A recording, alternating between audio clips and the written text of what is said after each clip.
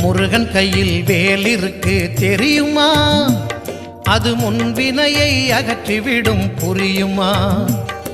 முருகன் கையில் வேல் இருக்கு தெரியுமா?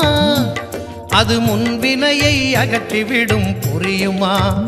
வேலை வணங்கி வந்தால் கிடைக்கும் பலன் கொஞ்சமா? தாளை பணிந்து விட்டால் விதியும் நம்மை மிஞ்சுமா? வேலை வணங்கி வந்தால் கிடைக்கும் பலன் கொஞ்சமா? தாளை பணிந்து விட்டால் விதியும் நம்மை மிஞ்சுமா?